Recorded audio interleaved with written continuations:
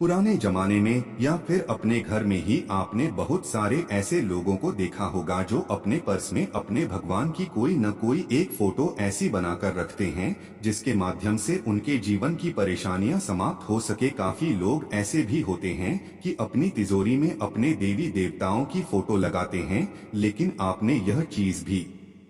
जरूर ही देखी होगी कि कुछ लोग ऐसे भी होते हैं कि कुछ रुपए लूट या फिर सिक्के को भी पूज्य स्थापित करके अपने पर्स में रखते हैं या फिर तिजोरी में रखते हैं, जिसको वह कभी भी खर्च नहीं करते हैं। तो यह ऐसा अक्सर इसीलिए होता था जिससे वे अपने जीवन में धन आकर्षण को हमेशा ही बनाकर रख सके। लेकिन जैसे जैसे समय बीतता गया, बहुत सारे लोग इस क्रिया को बिल्कुल भूल गए कि इसको किया किस प्रकार जाता है और क्या क्या इसके लाभ होते हैं और किस तरीके से इसको आसानी से कोई भी कर सकता है। तो आज की वीडियो में इसी जानकारी के बारे में हम आपको बताएंगे। सबसे पहले वीडियो को लाइक करके कमेंट बॉक्स में जय श्री हरि विष्णु जय माता लक्ष्मी अवश्य ही लिख दें, जिससे माता लक्ष्मी की कृपा आप पर हमेशा ही बनी रहे। तो दोस्तों, आज भी कुछ लोग ऐसे होते हैं जो अपनी तिजोरी में या फिर जहां पर सोने के आभूषण रखते हैं या फिर धन वगैरह रखते हैं, वहां पर कोई न कोई सिक्का, यह नोट आदि वगैरह भी जरूरी रखते हैं, जिसका इस्तेमाल वह कभी भी अपने जीवन में नहीं करते हैं और ना ही उसे खर्च कर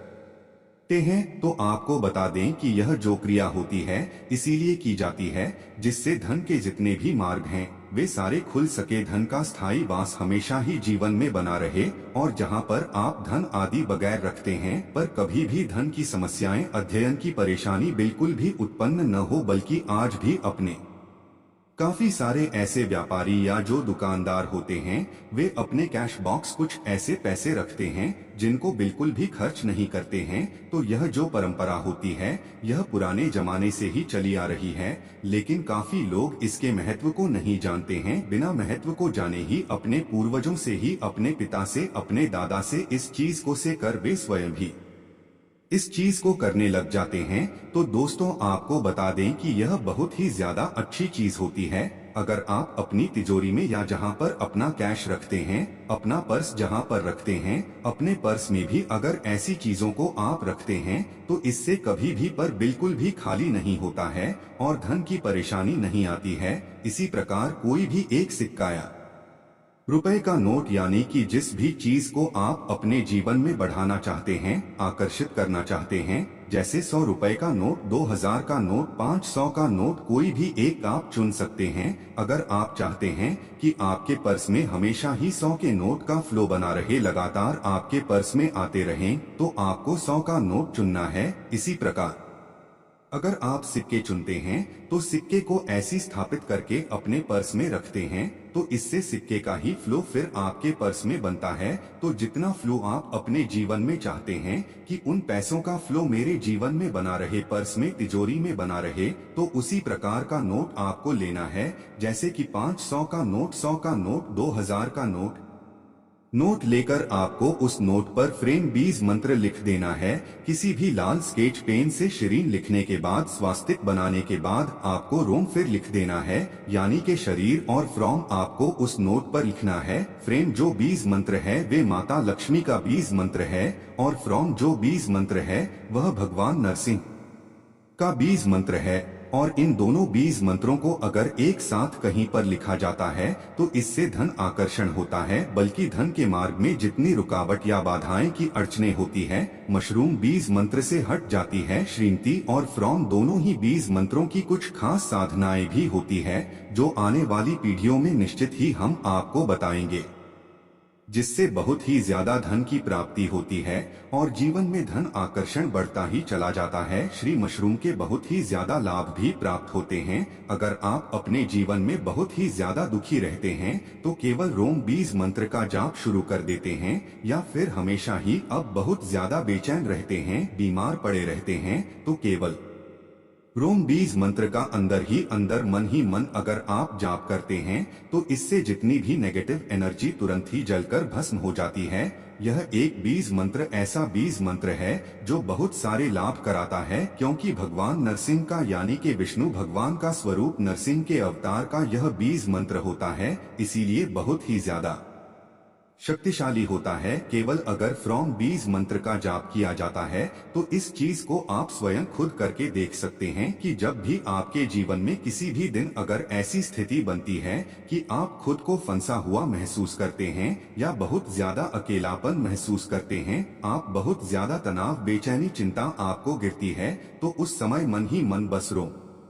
बीज मंत्र का जाप शुरू कर दें और केवल 5 से 10 मिनट में ही आपको खुद ही चमत्कार देखने को मिल जाएगा कि कितने ज्यादा प्रभाव इस बीज मंत्र के होते हैं। इस बीज मंत्र की साधना किस प्रकार कर जाती है और इसके क्या क्या अनेक लाभ होते हैं, ये आने वाले वीडियोज में निश्चित ही हम आपको बताएंगे। लेकिन 100 रुपए का नोट लेकर या 500 का या 2000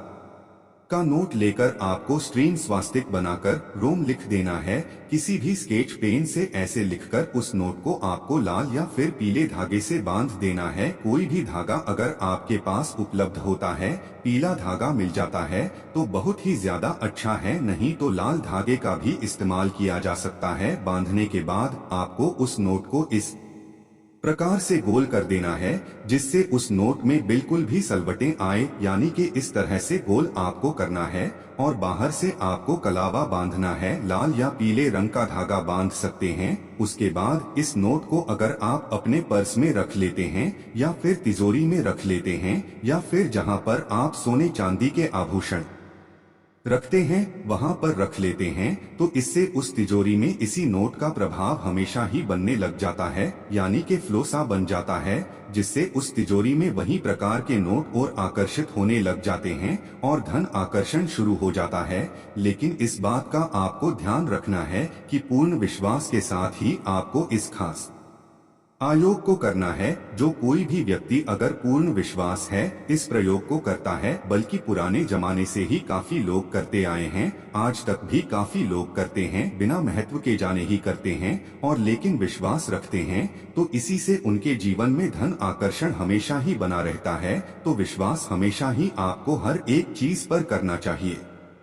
अगर आप किसी चीज पर संदेह या सवाल खड़ा करते हैं तो इससे केवल आपका ही नुकसान होता है, क्योंकि वह प्रयोग है, उपाय फिर आपके लिए कार्य कर ही नहीं पाता है। तो इसीलिए अपना नुकसान बिल्कुल भी ना करें, उन चीजों पर विश्वास करें जिसमें आपका अनोखा और अद्भुत लाभ होने वाला है। इन चीजों को जितना विश्वास करके अगर किया जाता है उतना ही लाभकारी होता है। जिस प्रकार सूर्य को जल देकर अगर इस पर विश्वास किया जाए तो केवल जल देने मात्र से ही बहुत सारे रोगों को मिटाया जा सकता है, और वहीं दूसरी ओर अगर इस बात पर यह विश्वास बिल्कुल भी ना किया जाए कि सूर्य को जल देकर कोई लाभ नहीं होता है बल्कि नुकसान होता है, अगर कोई व्यक्ति ऐसा मान लेता है तो सूर्य को जल देने